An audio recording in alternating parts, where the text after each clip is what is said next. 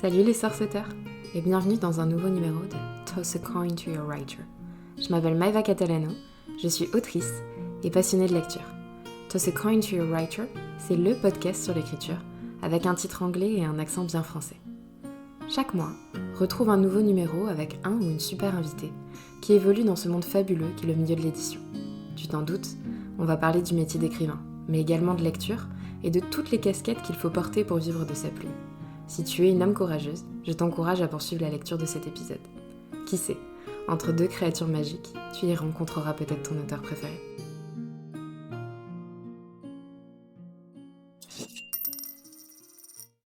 Salut, je suis très heureuse de vous retrouver ce mois-ci avec une nouvelle invitée. C'est le premier épisode que j'enregistre depuis mon déménagement aux États-Unis et malgré le décalage de 7 heures, on a réussi à faire marcher tout ça.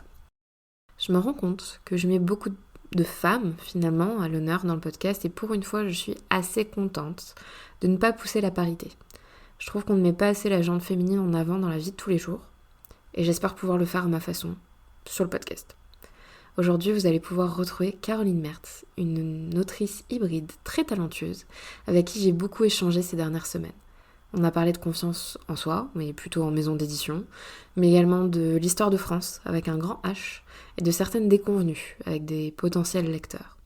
Caroline a un parcours très intéressant, aussi bien personnel que littéraire, et je sais que vous allez adorer l'entendre parler de persévérance.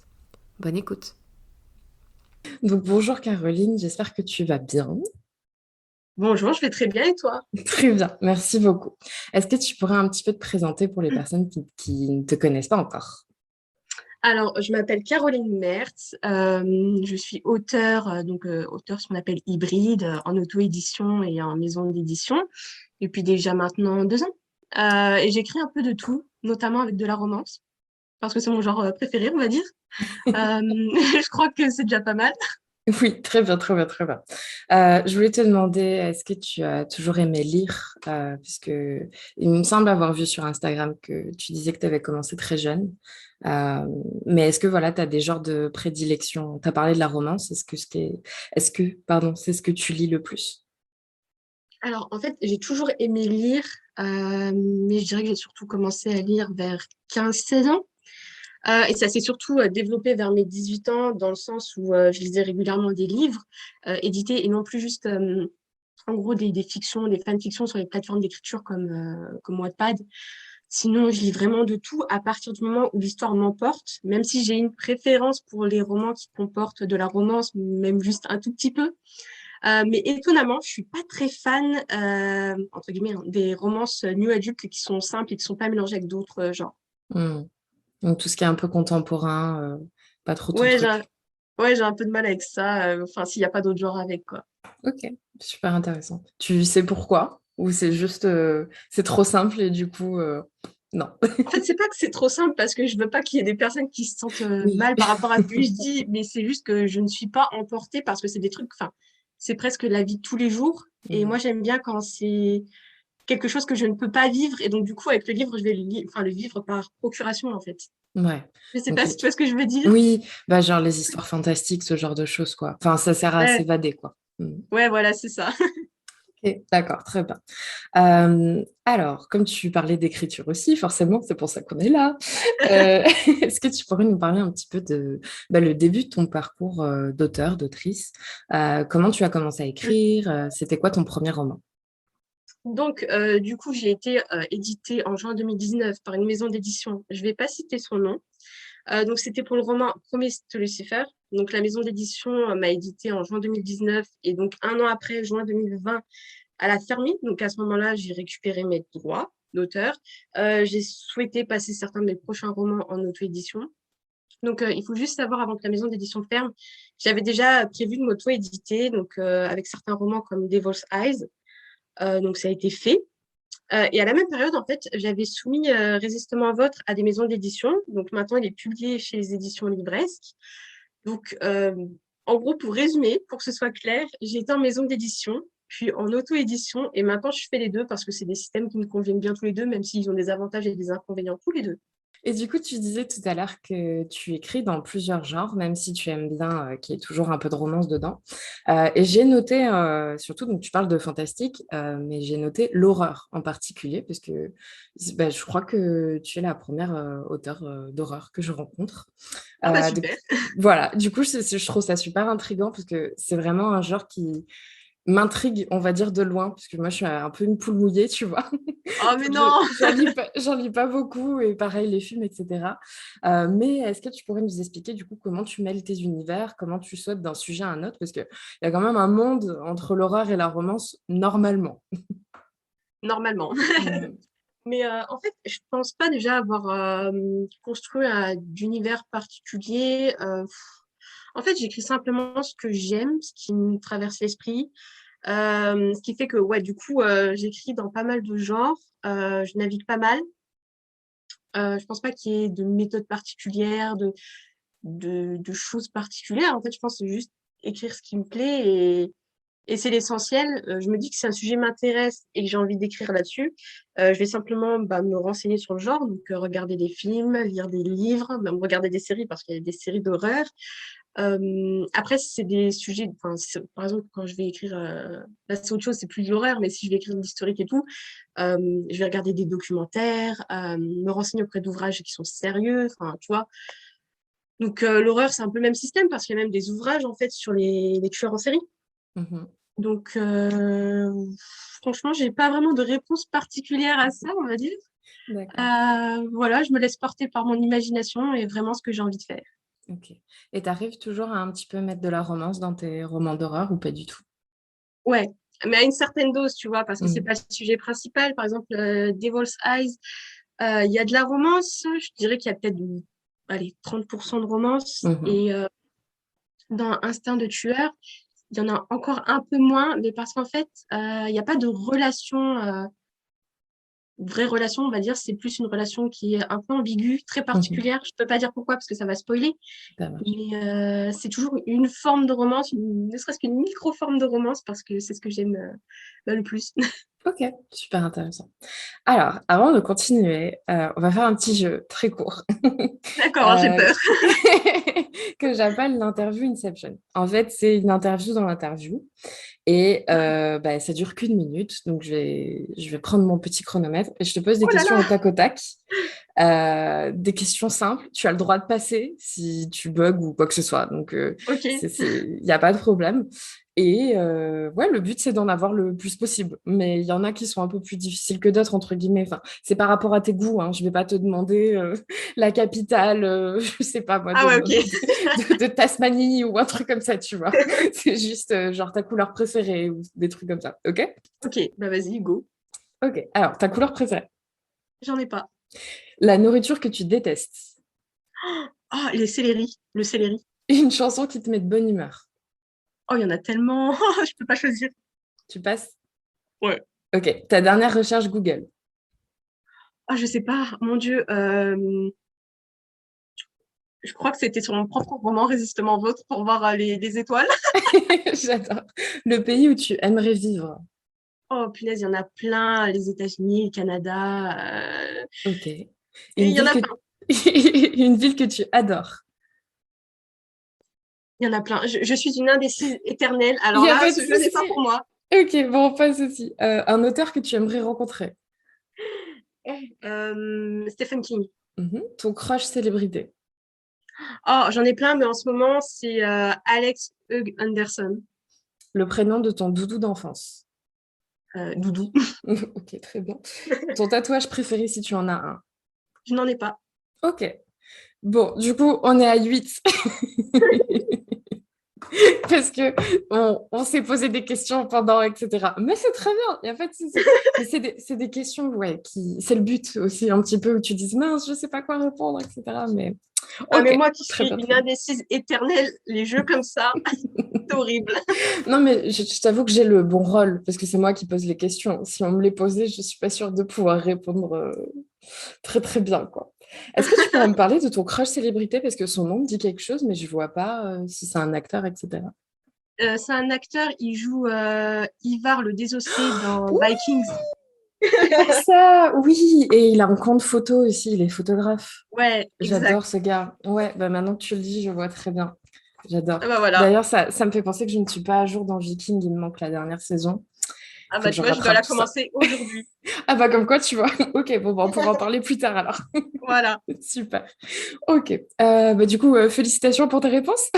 Malheureusement, tu n'as Merci. pas battu le record, mais tu t'es bien débrouillé, donc il n'y a pas de Ouais, problème c'était de ce sûr que j'allais côté-là. pas le battre avec moi.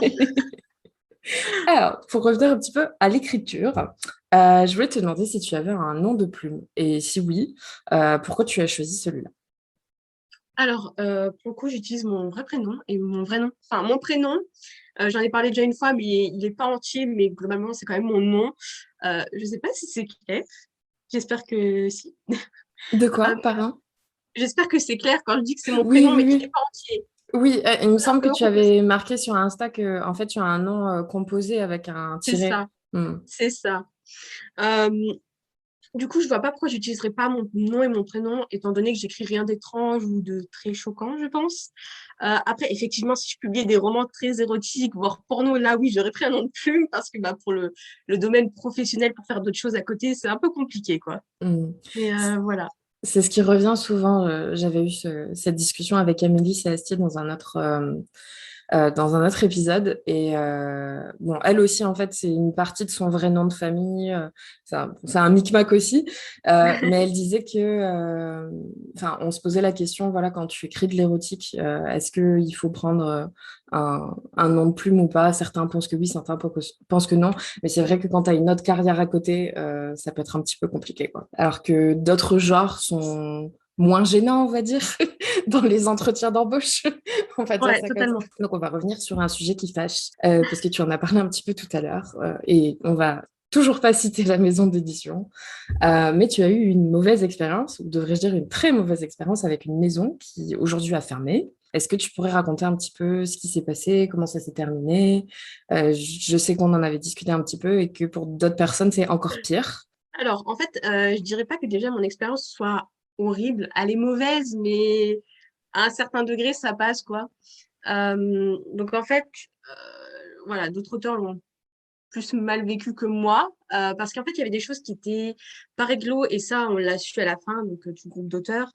Et en fait, le travail enfin éditorial, n'était pas si pro que ça, mais ça, c'était pas vraiment la faute des salariés, parce que c'était la pression qu'on leur mettait derrière, donc la maison d'édition, enfin la direction. Et donc, du coup, ça laissait peu de temps pour les corrections, pour les réécritures. Enfin, il n'y avait pas vraiment de réécriture. Enfin, c'était très, très compliqué. Mais il y a vraiment des sales choses qui se sont passées pour certaines auteurs, hein. J'ai trop peur d'en parler dans ce podcast, parce que je me dis, j'ai peur qu'on me retombe dessus, parce que je pense que la direction, en fait, stalk leurs anciens auteurs, mais j'en suis pas sûre. Mhm. Donc voilà, je préfère faire très attention, parce que bah, j'ai pas envie d'être accusée de diffamation, quoi. Mais Mhm. en tout cas, il y a eu des problèmes qui m'ont appris à me méfier des maisons d'édition et à bien, bien, bien lire des contrats. Parce qu'il y a certaines choses qu'on voit pas, en fait, juste en lisant rapidement, et qu'on n'a pas de connaissances particulières en droit d'auteur, etc. Et on peut vite se faire avoir. Donc, il faut faire attention. Mhm. Ok, très bien. Donc, si on résume de très très loin, pour donner un peu le contexte, encore une fois, de loin, parce que je comprends que tu ne vas pas en parler en détail, il y a eu des petits problèmes au niveau des corrections qui n'étaient pas top. Ouais. Et voilà, les droits d'auteur, on va dire que c'était assez flou, vous avez peut-être pas tout reçu, voilà, voilà. Mais bon, ça dépendait de tout le monde, Ouais, au c'est cas ça. par cas. Et du coup, bah, comment tu as fait pour rebondir après ça? Parce que bah, tu le dis, tu te méfies un peu maintenant de certaines maisons d'édition. Et je pense que ça doit pas être. Parce que, enfin, pour moi, hein, quand tu es en maison d'édition, c'est pour ça que certains choisissent que l'auto-édition. Une maison, tu dois avoir confiance en ta maison, tu dois avoir confiance en ton éditeur, éditrice, ou correcteur, correctrice, peu importe. Et quand c'est rompu, bah, enfin, bon, ok, tu as un contrat, c'est juridique, mais donc comment tu ouais, tu as su rebondir parce qu'aujourd'hui, tu es édité dans une autre maison avec Résistement Vôtre. En fait, rebondir, ça n'a pas été si difficile que ça, parce que en même temps que la maison d'édition fermée, en fait, moi, j'avais déjà envoyé Résistement Vote, déjà. Donc, ça change un peu la donne. Mm. Et puis, je savais déjà que toutes les maisons d'édition n'étaient pas pareilles. Donc, ma vie d'auteur n'a pas été si impactée que ça. Après, je sais qu'il y a des auteurs qui ont été un peu traumatisés. Mais il est clair que je me méfie beaucoup car toutes les maisons d'édition ne sont pas pros et ne sont pas toutes réglo. Et des fois, il se passe des choses horribles, faut le dire, hein. Et je pense surtout que, voilà, comme j'ai dit, il faut savoir bien lire un contrat d'édition, se renseigner au max auprès des gens qui ont eu une expérience là-bas, qu'ils soient encore auteurs ou pas, parce que c'est important d'avoir un peu tous les avis possibles pour justement se faire une idée. Euh, Parce que se retrouver dans une maison d'édition qui ne nous convient pas, ça va très vite. Ouais. En fait, le problème, c'est que, surtout, je pense qu'on s'en rend pas forcément compte quand on rentre, on va dire, dans ce monde-là, mais tout dépend les maisons. Bah, si elles ferment pas, tu récupères pas tes droits, ou alors si la personne n'est pas très sympa. Enfin, je sais que j'ai récupéré des droits d'un livre parce que bah, ils se vendaient plus dans cette maison, et mon éditrice m'a dit, écoute, ça sert à rien que je garde les droits, tu peux les récupérer comme ça, t'en fais ce que tu veux, si tu veux enfin, le remodeler, le revendre, partir en auto-édition, mais le plus souvent, bah, en fait, surtout dans les plus grandes, et comme tu dis, c'est pour ça que le contrat est important, bah, tu donnes tes droits à vie, en fait. Donc, si t'es pas bien dans ta maison, bonne chance pour pouvoir récupérer ton bébé. Bah, c'est ça en fait. Et puis bon, des fois, enfin ça dépend des contrats. Normalement, je crois que la cession des droits, il y a une durée, c'est pas à vie, mais c'est pas illégal de le mettre à vie. Mais même ça, tu vois, juste ce petit détail est déjà très important. Et il y a certaines maisons d'édition desquelles on peut partir assez facilement, c'est-à-dire il y a pas une bataille qui va se Mm. lancer. Mais avec certaines maisons d'édition, c'est très compliqué. Même s'ils vendent plus le livre, ils veulent pas lâcher les droits d'auteur, quoi. Ils veulent pas rendre le livre. Et il y a certaines personnes qui vont galérer pour récupérer leurs droits d'auteur. Bah, c'est un peu le au cas où. Et je pense aussi ce qui joue beaucoup maintenant, et c'est un peu le problème quand tu es dans une maison, l'abonnement Amazon. Personnellement, j'étais chez pas un éditeur, mais un diffuseur. Et en fait, je savais pas, mais ils avaient mis mon livre dans l'abonnement Amazon. Donc, il y avait les lectures de pages qui ensuite se convertissent en livres lus, entre guillemets. Et bah, en fait, parfois, ça peut être très, très arrangeant. Sauf qu'en fait, j'avais aucune visibilité sur les chiffres de lecture. Et moi, Mm. je gagnais que quand ils vendaient un exemplaire entier, entre guillemets. Et ça, c'est un peu le flou aussi. Et sur mon contrat, bah, j'ai regardé après, il me semble pas qu'il y ait marqué qu'ils allaient le mettre dedans, quoi. Et ils m'ont pas communiqué ça, hein, d'ailleurs, hein. Juste un jour où je me suis trimballée sur Amazon, je me baladais, puis j'ai vu, je fais, ah bah, il est dans l'abonnement. Ouais, c'est le souci vraiment de certains contrats, en fait, qui manquent de transparence. Et d'ailleurs, ce qu'ils t'ont fait, par exemple, c'est illégal, puisque tu n'étais pas au courant. Ça aurait dû apparaître noir sur blanc sur le contrat, comme quoi tu allais être dans l'abonnement et que tu allais être rémunéré tant pour tant de pages lues ou te donner un pourcentage, etc. Mm. Et c'est vrai que, bon, après, c'est comme les exemplaires, hein, combien tu en vends. Ta maison d'édition te fait un compte rendu, normalement, qui doit être clean et bien clair, etc. Mais dans la réalité, tu lui fais confiance, donc tu ne sais pas si ils vont mentir ou pas. Exactement. Parce que je crois que même que tu peux faire appel à un huissier ou je sais plus, hein, je sais plus les termes. Et en gros, cette personne va vérifier les comptes, mais il y a un délai. Donc, en fait, la maison d'édition, si vraiment elle est pourrie, bah, elle peut mentir, tout simplement. Elle peut Mm. cacher la vérité et dire oui, il a bien vendu ça ou elle a bien vendu ça, et puis c'est pas le cas. Mm. Ouais, ça c'est le problème. Du coup, aujourd'hui, tu relis les contrats avec un juriste ou une juriste ou quelqu'un que tu connais dans ton entourage qui s'y connaît un peu en droit ou pas du tout? Alors, dernièrement, j'ai eu un contrat avec l'aide d'une juriste Mhm. qui est aussi auteure. Mhm. Donc, elle m'a pas mal aidé à y voir clair. Mais c'est vrai que même avant de lui demander ça, pour d'autres contrats, vraiment, je prenais beaucoup mon temps. Je relisais plusieurs fois. Je faisais des points de comparaison avec d'autres contrats que j'avais vus qui m'étaient passés entre les mains. Et puis, bon, je me renseigne bien sur Internet parce que juste un simple mot dans un contrat peut tout changer. Exactement. Ouais. Voilà, il faut faire attention. Et c'est vrai que c'est pas simple. Et c'est vrai qu'à l'avenir, j'irai davantage vers des personnes qui s'y connaissent en droit. Mhm. Ok. Je pense que ça, c'est un conseil qu'on peut donner, j'imagine, à ceux qui débutent ou qui hésitent. On a quand même une belle communauté, je trouve, sur les réseaux sociaux, la plupart du temps. Donc, Oui, de ne pas hésiter à demander, voilà, à des gens qui s'y connaissent en droit ou tout simplement qui ont de l'expérience dans plusieurs maisons, qui ont un peu de la bouteille, on va dire. Je sais que bah, j'en ai discuté avec Florana dans un autre épisode. Ça lui arrive parfois de répondre à des gens qui lui renvoient un mail. Donc, il y a beaucoup d'entraide et c'est dommage de ne pas l'utiliser. absolument. Il faut vraiment en profiter. Bon, moi, je suis pas trop fan de Twitter et l'atmosphère Twitter-auteur qui est parfois très lourde, très négative. Alors, c'est beaucoup plus positif sur Instagram en général. Et je trouve que les gens apportent une meilleure aide. Après, c'est une impression que j'ai Mhm. moi. Ça n'engage que moi. Mais c'est vrai que voilà, dès qu'il y a une communauté, il faut pas hésiter en fait, parce que les gens en général aide sans demander rien en retour, en fait. Donc, voilà, Exactement. autant en profiter. Mm. Très bien. Et tu viens justement, parce qu'on en parlait tout à l'heure, tu viens de sortir Résistement Vôtre. Donc c'est une romance historique cette fois-ci. Donc on sort un petit peu de l'horreur, du fantastique, etc. Et ça se passe dans un contexte assez lourd, puisque bah, c'est celui de la Seconde Guerre mondiale et surtout l'occupation. Qu'est-ce que tu peux nous parler un petit peu de ce roman-là?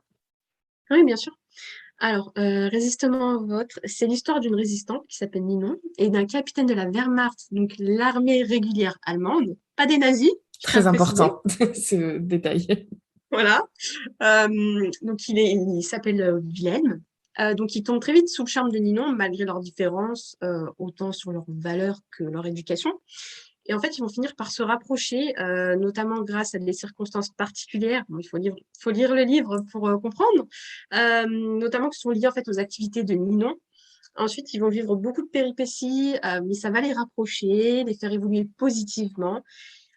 Et ensuite, je pense que ce roman permet d'apprendre beaucoup de méfaits, enfin beaucoup de faits méconnus. On peut traiter en fait de cette période qu'on n'apprend pas forcément en allant au collège, par exemple. Bah, c'est exactement ce que j'étais en train de me dire, parce que bah, je te le disais, je suis en train de le lire, donc je suis loin de l'avoir terminé, mais tous les chapitres, j'apprends beaucoup de vocabulaire, notamment par rapport à voilà, le grade de Willem, etc. Et en fait, il y a des choses que j'avais jamais vues, parce que pour moi, il n'y avait qu'une armée, en fait. C'est bête, hein, mais on nous parle tellement des hauts dirigeants, etc., que même au niveau de l'occupation, enfin, il y a plein de choses que je ne connaissais pas, ou le milieu des résistants, je connaissais certains trucs par rapport au réseau, mais t'en parles d'une manière assez inédite. Donc, je trouve que c'est très intéressant. Bah écoute, merci beaucoup, ça me fait plaisir d'entendre ça. On voit que tu es très, très bien renseignée. Donc. Et je voulais rebondir sur ce que tu disais sur Instagram, qu'une partie, enfin, Oui. quelques faits, sont inspirés en fait de la vie réelle, bon, comme tout, hein, forcément, parce que c'est historique, mais plus particulièrement en fait de tes grands-mères paternelles, si je me trompe pas. Parce que je te cite, l'une résistait et l'autre collaborait horizontalement. Donc, est-ce que tu peux nous dire un petit peu comment tu t'es inspirée de ta famille pour le personnage de Nina? Alors, en fait, bon, je parlerai de mes arrière-grand-mères paternelles juste Mhm. après, mais en fait, déjà, il y a des scènes qui sont inspirées de faits réels. Je ne sais pas si tu y es encore, mais il y a la scène de la pharmacie. Non, je suis pas encore. Eh ben, tu verras, eh ben, ça Ok, s'est réellement passé. d'accord. Et, et en fait, j'habite pile en face de cette pharmacie maintenant. Oui, j'ai oublié de dire aussi qu'au point de vue de la ville, on est vraiment... ouais, Voilà. ouais, ouais. Ok, super Donc, intéressant. il y a vraiment des choses qui sont vraiment passées parce que j'ai obtenu des témoignages, en fait, parce que ma mère travaille avec les personnes âgées et Mhm. certaines ont vécu la Seconde Guerre mondiale. Bon, elles étaient jeunes en général, mais elles l'ont vécu. Et donc, elles ont raconté certaines anecdotes à ma mère, qui sait que je suis passionnée par cette période, donc il me les a racontées et j'ai pu les intégrer. Et ça, c'est génial. En ce qui concerne en fait mes deux arrière-grand-mères, comme voilà, comme tu l'as cité, l'une collaborait horizontalement, donc elle couchait avec un Allemand. Donc elle a eu deux enfants avec, deux fils, donc mon grand-oncle et mon grand-père. Après, j'ai pas énormément d'informations à ce sujet parce que tu sais, c'était très très tabou, même dans ma famille. Hein, c'est voilà, ma grand-mère, mon arrière-grand-mère n'a jamais voulu vraiment en parler. C'était terrible. Et en fait, au vu de sa situation, même si elle n'en a pas vraiment parlé, il semblerait qu'elle ait fait ça en fait pour survivre parce que tu Mhm. sais, bah, les gens avaient faim et c'était difficile de manger. J'en parle même dans le roman. Donc voilà, je sais même pas si elle a aimé cette personne ou pas. Hein. J'en ai vraiment aucune idée pour le coup. Et Mhm. pour ce qui est de mon autre arrière-grand-mère, en fait, voilà, elle était résistante, elle a été déportée. Pareil, j'ai pas énormément d'informations parce que c'était tabou, même si entre guillemets elle était du bon côté. Et puis, bon, malheureusement, je l'ai jamais rencontrée. Euh, Toutefois, je sais qu'elle portait, tu sais, le tatouage qu'on faisait aux déportés, notamment au camp d'Auschwitz.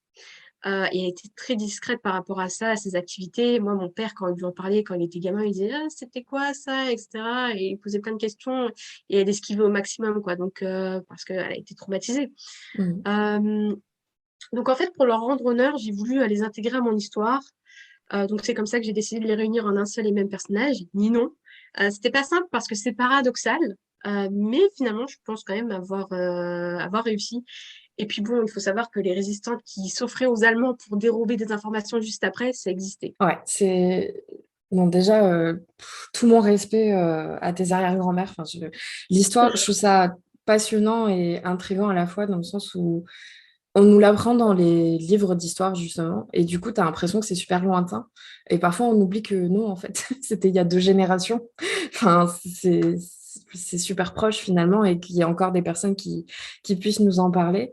Et je trouve que tu... Donc voilà, encore une fois, j'ai pas terminé le roman, mais de là où j'en suis, je trouve que tu montres très bien le tiraillement interne, en fait, de Ninon, où elle veut faire son devoir, mais elle veut survivre, en fait. Et tu parles très bien que bah voilà, en fait, quand t'as pas à manger et que bah, il y a un bal allemand qui te fait les yeux doux et tu sais qu'il va t'assurer protection et que tu auras à manger, tu n'auras pas faim, etc., bah, parfois tu réfléchis pas à 2 fois, quoi. C'est exactement ça. On oublie que vraiment, il y a eu beaucoup de femmes qui ont couché avec des Allemands. Je sais plus les chiffres, mais je crois qu'il y a eu 200 000 enfants qui sont nés pendant la Seconde Guerre mondiale de pères allemands. Et ça, juste en France. C'est Mm. énorme. Sachant qu'il y a eu beaucoup d'avortements. Bon, c'était illégal à l'époque, mais il y a eu beaucoup d'avortements. Les relations allemandes et françaises, c'était très courant en fait. Et aujourd'hui, c'est très tabou. Enfin, ça a été très tabou après la Seconde Guerre mondiale. Jusqu'à maintenant, c'est encore tabou hein, pour certaines personnes âgées qui veulent pas en parler, quoi. Et c'est récent finalement. C'est récent dans l'histoire. Je pense qu'il y a une certaine pudeur aussi et j'ai pas envie de dire honte parce que ça dépend de tout à chacun. Mais même dans les livres d'histoire, il me semble qu'il y avait une photo. Alors bon, à prendre avec des pincettes parce que ça fait un moment que j'ai pas vu ça, mais il me semble que c'était Pétain et Hitler qui se serraient la main et pendant un moment, ils avaient coupé la photo pour pas qu'on voit qu'ils se serraient la main. Enfin, il y a tout un espèce de maquillage en fait de l'histoire où on dit ah non mais c'est pas ça mais non, les résistants, ils étaient tous dans les montagnes et ils se battaient, alors qu'en fait, il y avait enfin, il y avait plein de choses différentes et il y en a qui ont collaboré d'une manière ou d'une autre. Je peux comprendre que certaines personnes puissent pas en parler, mais la France aime bien se montrer que sous un beau jour et comme tu vois là, tu parles des enfants, etc. Bah, ils existent en fait. Hein. C'est pas leur faute si les parents étaient de camps opposés. Non, mais absolument. Et puis bon, je veux dire, il y avait plus de collaborateurs en France que de résistants. Je veux dire, il n'y a jamais eu autant de résistants qu'à la Libération. Tu as des gens, le dernier jour, ils se sont improvisés résistants, alors que une semaine avant, bah, ils s'amusaient bien avec les Allemands, quoi. Enfin, tu vois ce que je veux dire? Donc, Mm, c'est tabou parce que certains résistants ont été extrêmes, en fait. Et du coup, il y a certaines personnes qui ont vécu avec ça toute leur vie, une honte qui était énorme, déjà pour les mères, mais aussi pour les enfants. Enfin, je veux dire, les enfants, après, ils étaient rejetés. Les femmes, elles ont été tondues, elles ont été humiliées publiquement. Hein, donc, c'est vraiment une période terrible. Ça, t'en parles également dans le roman où Ninon a vraiment cette peur d'être qualifiée. Il me semble qu'elle parle de pute à boche parce que c'était l'image en fait. C'est d'un côté il faut survivre et puis bah elle, voilà, elle a des occupations qui font qu'elle doit rester proche des Allemands de près ou de loin et d'un autre côté bah t'as le regard des autres. En fait, ses actions dans tous les cas auront des répercussions sur le long terme, peu importe la libération, etc., etc. Et les gens oublient parfois que, bah, ouais, il y a un avant et un après libération, même si c'est les mêmes personnes au final. Absolument. Mm. Absolument. Je voulais revenir aussi sur une partie très très intéressante, je trouve, de ton roman. C'est l'incorporation, si je peux dire ça comme ça, de documents. Donc il y a des lettres, il y a des articles de presse, etc. Déjà, comment t'es venue l'idée?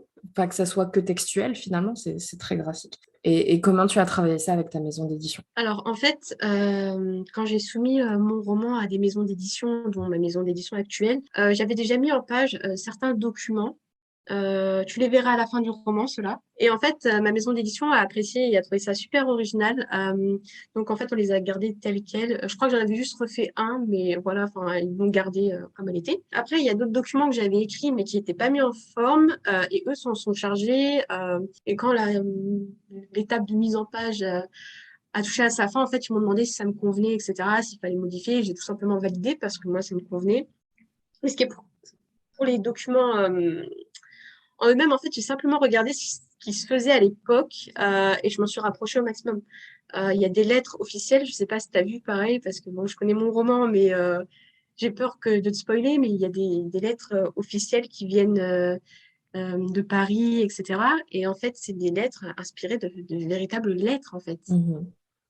Et c'est des Donc, choses que, enfin, par exemple, les lettres, c'est des choses que tu as trouvées sur Internet ou au contraire que tu as vues dans ta famille ou dans ta ville, entourage?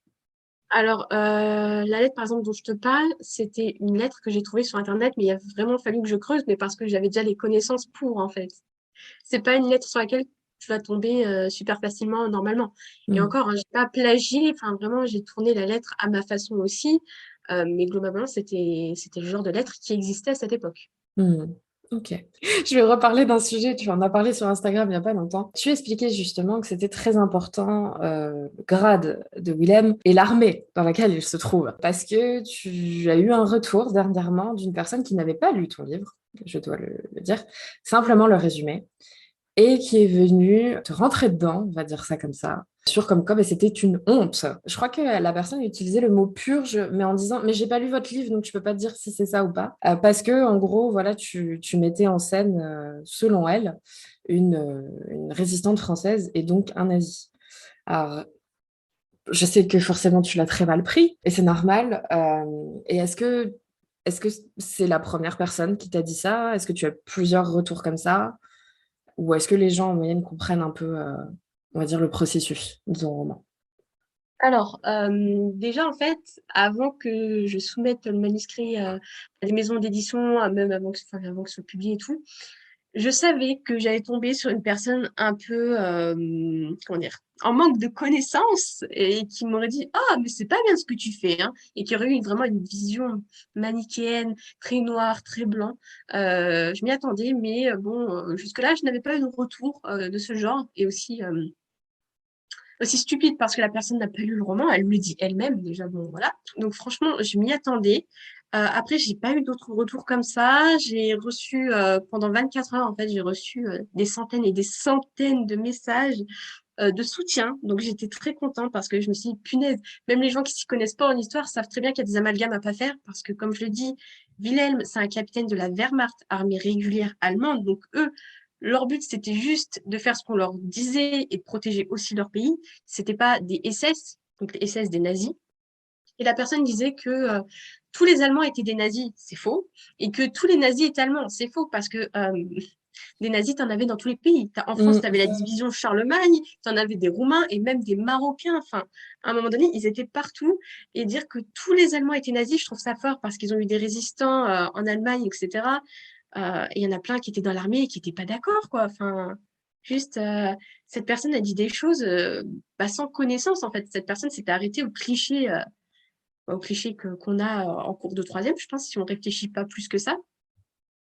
Et cette personne, ça se voit qu'elle ne lit pas, qu'elle ne regarde pas de films, parce qu'il y a plein de films quand même avec des romances allemands, françaises, et même des livres, en fait, des romances. Je veux dire, il y a même eu la suite française de Irène Nemirovsky, qui était juive et qui en a écrit une. Bon, après, la personne m'a dit, oui, mais toi, t'as pas le droit, parce qu'elle, c'est une catharsis.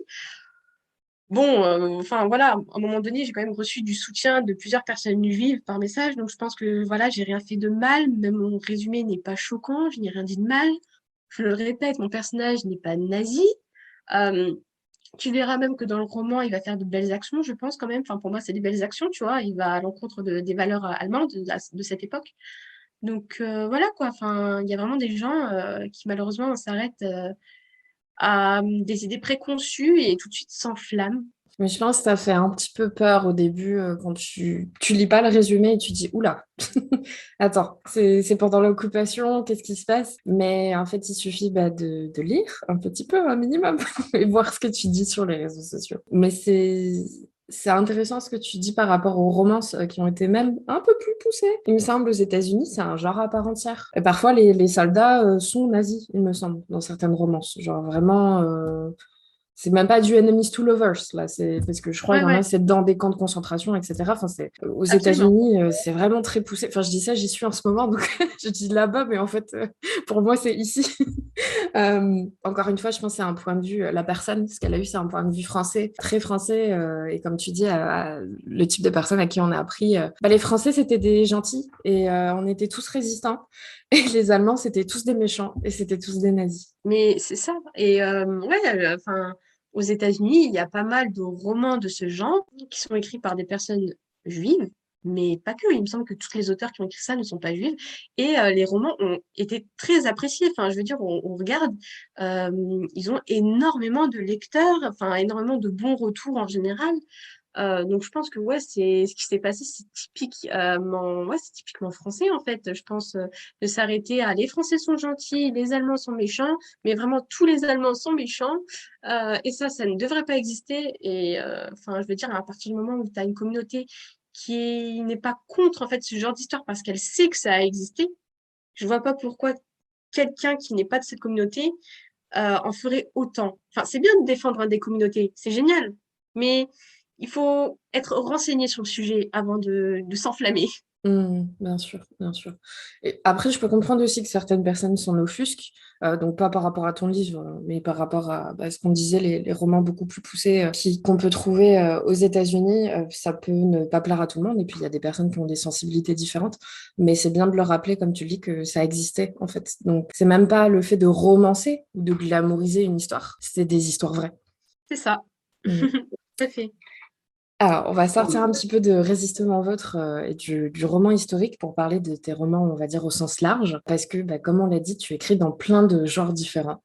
Donc, est-ce que tu aurais un roman parmi les tiens préféré, entre guillemets, ou qui est plus cher à ton cœur, qui est un peu plus spécial?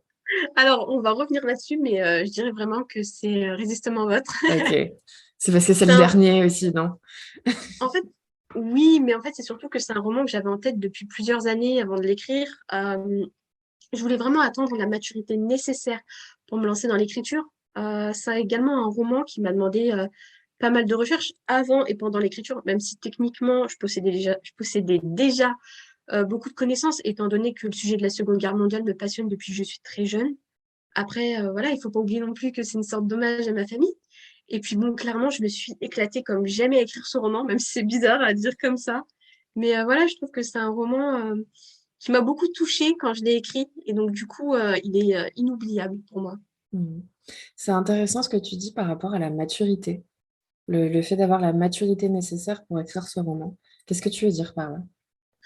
Bah déjà, au niveau de ma plume, en fait, je voulais pas gâcher toutes mes idées avec une plume qui était pas assez bonne. Je dis pas que je suis douée, mais je pense que ma plume est OK. Euh, et puis bon, je pense qu'il me fallait une maturité dans le sens, quand tu es jeune, quand tu es trop jeune, je pense, pour certains sujets, tu vas tendance à être plus dans le blanc ou dans le noir, comme j'évoquais tout à l'heure, une vision manichéenne. Et ça, je voulais pas. J'avais déjà conscience que c'était quelque chose que je ne voulais pas. Et je me disais que pour atteindre cette maturité, il fallait que j'attende de grandir un peu et surtout continuer de me renseigner à ce sujet. Parce que bon, quand on se lance trop vite dans un sujet sans connaître, bah là, on va faire des boulettes et on va pas se rendre compte. Et là, c'est compliqué après. Hmm. Pas C'est, si... c'est très intéressant ce que tu dis sur le fait d'avoir des idées, mais de savoir que ta plume n'est pas assez mature encore, ou du moins elle l'était pas à un certain moment, pour écrire ce roman en particulier. Ouais. J'aime beaucoup, j'aime beaucoup. C'est la première fois qu'on m'en parle, mais je vois tout à fait ce que tu veux dire. Le fait d'avoir un but, entre guillemets, et de s'entraîner un petit peu avec des sujets moins importants, entre guillemets, ou qui te touchent moins. Comment tu as su que c'était le bon moment, du coup? En fait, c'était une période où j'ai lu pas mal de romans à ce sujet. Et en fait, comment dire, je sentais que ma plume pouvait aller. En fait, je me suis dit, bon, là, si je l'écris, ma plume va pas tout gâcher, en fait. Juste, je me sentais plus confiante. Et parce que j'avais vu une certaine évolution de ma plume il y a quelques années à ce moment-là. Donc, je me suis dit, bon, apparemment, on peut y aller. Je pense que c'est une question de ressenti aussi. On va passer un petit peu à la partie que j'appelle conseil, parce que bah, le but, c'est voilà, de pouvoir un peu exposer ces petites astuces ou autres pour les auteurs ou autrices qui nous écoutent. Et tu écris assez vite. Alors, je m'étais trompée dans mes questions sur le nombre de romans, mais en un peu plus de 2 ans, je sais que tu en as écrit plus de 5. Je me trompe pas, c'est ça? C'est ça. Ok, très bien. Et du coup, est-ce que tu as des conseils ou est-ce que tu peux nous parler un petit peu de ton organisation, de ta productivité? Pardon. Alors, ouais, comme tu l'as dit, j'ai publié 5 romans en un peu plus de 2 ans, 2 ans et demi. Mais en fait, c'est parce que j'avais aussi des romans qui étaient déjà prêts, hein, qui étaient au chaud, entre guillemets. Et là encore, j'en ai en réserve, mais c'est plus des premiers jets déjà. En fait, on va dire que j'ai pris pas mal de temps entre mon premier roman publié et le second, tu sais.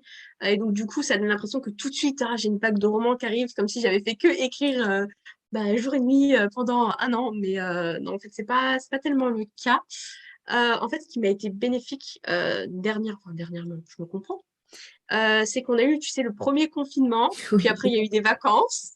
Et puis, ma dernière année de licence, en fait, les cours étaient exclusivement à distance. Donc, je pouvais écrire comme je voulais entre 2 cours. Ça posait pas de problème parce que j'avais pas à rentrer chez moi et tout ça.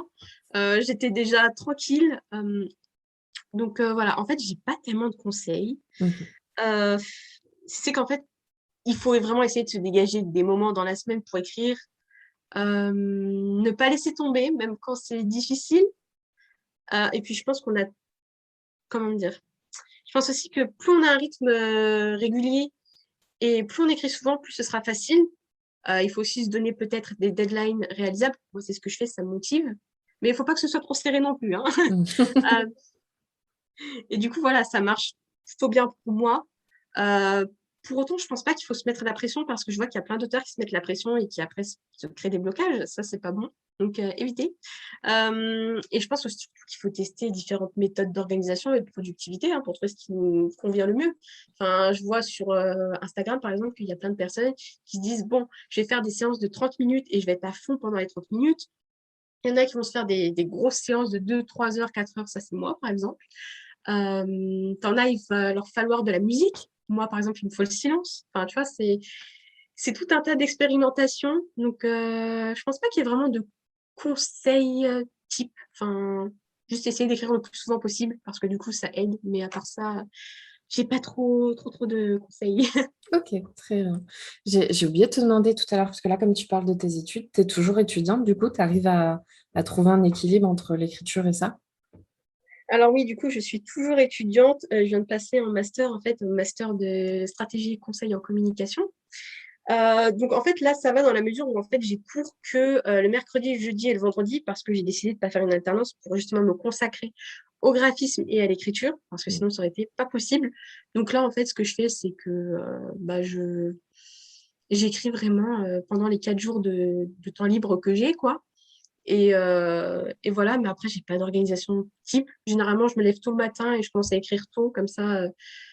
Après, j'ai le reste de l'après-midi, on va dire, libre et je peux faire d'autres choses, lire, faire du graphisme, etc.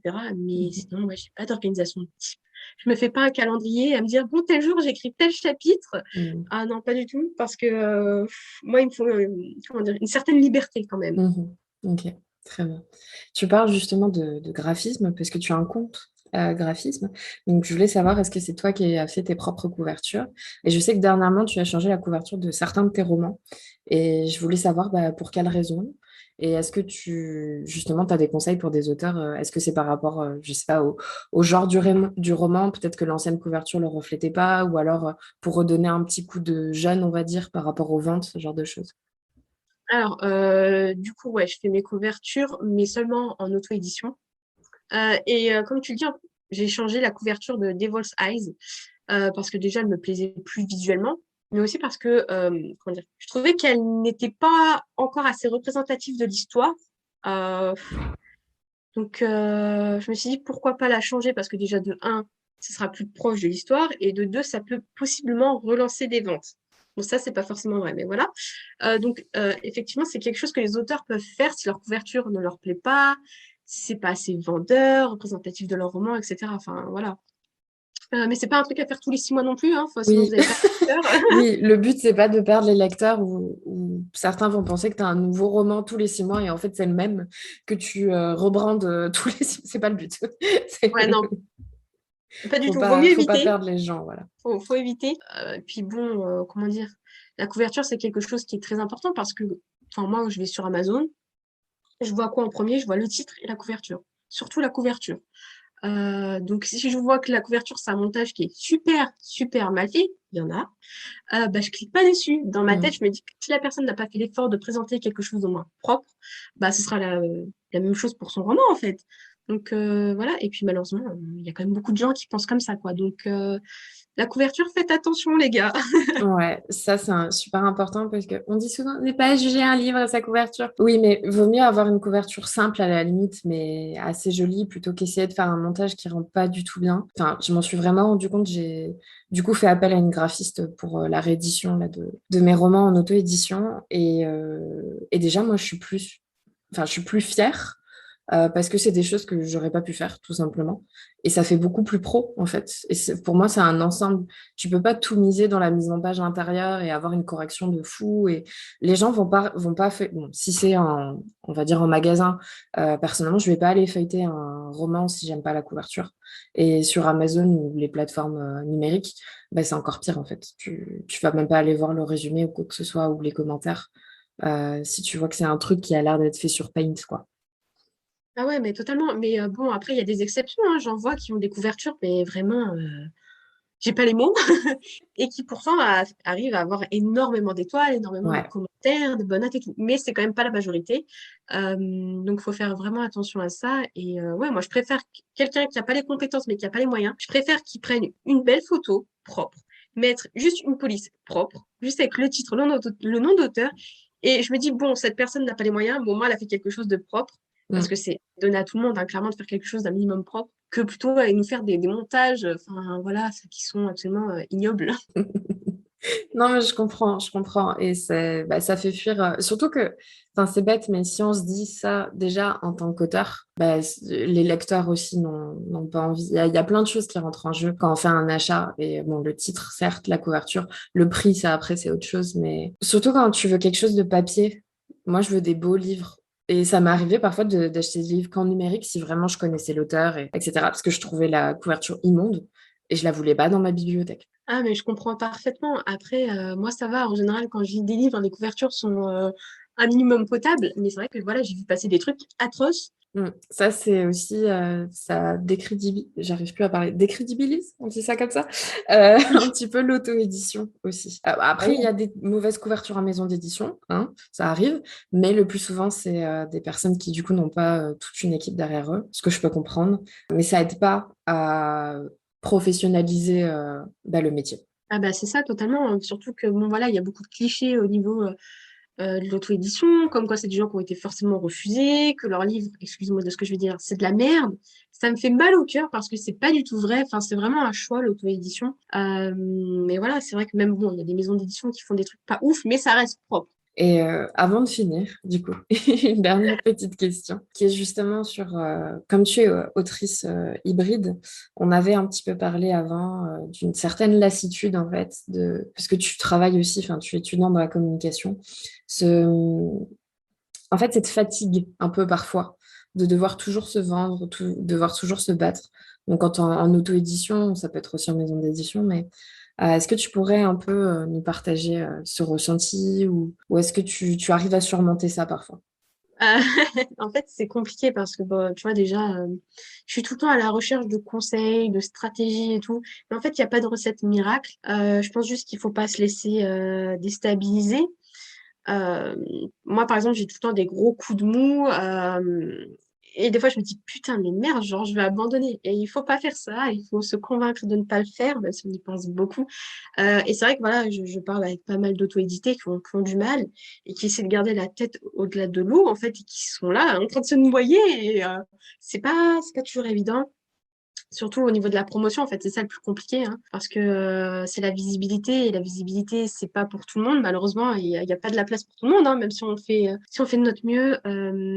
Donc après, pour moi, il y a un truc qui me démoralise et qui démoralise d'autres auteurs pour en avoir parlé avec certains. Il y a un truc qui s'appelle la chance. Et certaines personnes refusent d'y croire, mais c'est réel, en fait. Des fois, il suffit juste d'un coup de pouce, du destin, et tout décolle. Genre, j'ai déjà étudié des profils d'auteurs, etc. Il a suffi d'un livre qui décolle pour tout le reste décolle. Et avant, c'était compliqué. Pourtant, les personnes-là n'ont rien changé dans leur façon de faire. Enfin, tout était toujours nickel. Et voilà, je ne comprends pas. Donc, c'est pas forcément que la qualité de la promotion, du roman et tout ça. Donc, c'est vrai que on peut se poser des questions, se remettre en question et se dire, merde, en fait, je suis une merde. Clairement. C'est pas le cas, c'est pas forcément le cas. Je cherche toujours des méthodes et j'ai toujours pas trouvé la recette en fait magique. Et si un jour je l'ai, je la partagerai. Pour le moment, je l'ai pas. Du coup, c'est vrai que c'est compliqué quoi de se vendre, hein, même en maison d'édition.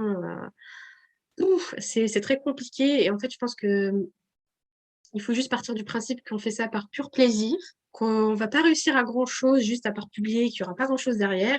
Et en fait, du coup, quand il y aura des résultats, on sera très très content et très satisfait, je pense. Mais voilà, encore une fois, c'est pas simple. Et c'est vrai que c'est fatigant. C'est fatigant de faire sa promo tout seul et de pas savoir là où on échoue. Enfin, on va avoir des discussions avec plein d'auteurs. Des fois, je ne sais pas ce qui merde en fait pour moi. Donc, c'est pas évident, hein. C'est Mm. voilà, c'est toujours compliqué et pour beaucoup d'auteurs, que ce soit en auto-édition ou maison d'édition, hein. Donc, franchement, j'ai pas vraiment de conseils à part ce que j'ai dit. Voilà, essayer de se faire juste plaisir et voir par la suite. Essayer de pas trop se faire violence, quoi, mais c'est compliqué. Je suis parfaitement d'accord avec toi. Il y a un facteur chance, c'est pour sûr, ça c'est sûr. Il y a un facteur travail aussi. Et il faut trouver un équilibre entre se mettre des objectifs, mais pas la pression. Parce qu'il y a beaucoup de gens en plus qui se mettent la pression sur un roman. Genre, c'est le premier roman, il faut qu'il marche. Ouais. Ça marche pas comme ça. Enfin, une carrière marche pas comme ça d'auteur et une carrière en général aussi. Faut pas jouer sa vie sur un roman. Parfois, ça marche et tant mieux. Mais on va dire pour que le commun des mortels, ça décolle pas au bout du premier roman, quoi. Et il faut persévérer. Et tu le dis très bien, de garder le plaisir, surtout. Absolument. Et puis, comme tu l'as dit, voilà, il y a le facteur travail qui est énorme aussi, hein. C'est une moitié, hein, c'est du travail et tout. Et puis, bon, il y a aussi le facteur chance. Et voilà, peut-être que le moment n'est pas venu pour certaines personnes, peut-être que le moment ne viendra jamais. Mais voilà, il faut garder du plaisir, sinon, c'est pas la peine, hein. Autant laisser tomber si on n'écrit pas pour son plaisir, ça, c'est pas notre passion. Mm. Même si on a le droit à des coups de mou, hein. Moi, j'ai des coups de mou violents des fois, mais voilà. Et puis voilà, quoi. Enfin, bon, c'est vrai que c'est pas évident, mais il faut faire avec. Il faut rester positif au final. C'est ça. Est-ce que tu aurais un mot de la fin? Un petit truc à rajouter si tu en as envie. Euh, Pas en particulier, juste que c'était super chouette ce podcast avec toi et que tu es quelqu'un de très patient. Tu es très patiente et adorable. Merci beaucoup, c'est gentil. Bah, écoute, je te souhaite une très bonne journée et merci d'avoir accepté de venir sur le podcast. Bah écoute, merci à toi de m'avoir invitée. Merci encore à Caroline d'être intervenue sur le podcast. Je suis encore en train de dévorer Résistement Votre et j'espère que vous aurez aussi plaisir à le découvrir. J'ai appris énormément de choses pendant cet épisode et j'en ressors vraiment grandi. Merci encore d'être présent à chaque épisode, vraiment votre soutien me fait chaud au cœur. Et retrouvez Caroline Mertz et ses romans sur les réseaux sociaux et sur Amazon. Vous aurez du coup les liens en description. Si vous voulez continuer à lire et à me soutenir avec ma trilogie fantastique, sachez que Panther Heart, le tome 2 de Angel Heart, est déjà en précommande. Il sort le 25 octobre. Pareil, vous pourrez retrouver le lien en description. Et bien écoutez, on se voit très vite. À plus. Bonne journée ou bonne soirée. Tout dépend de quel côté du globe vous vivez. Merci à toi d'avoir écouté jusqu'au bout cette entrevue pour Toss a Coin to Your Writer. J'étais ravie de t'avoir à nos côtés pour cette interview et j'espère te revoir bientôt pour de nouvelles aventures. Tu retrouveras toutes les infos de cet épisode en description. Tu peux également me trouver et me contacter sur tous les réseaux sociaux à Maeva Catalano. Je sais, c'est pratique. On se voit dans un mois, ou plus rapidement encore si le dieu des romans le veut. À très vite.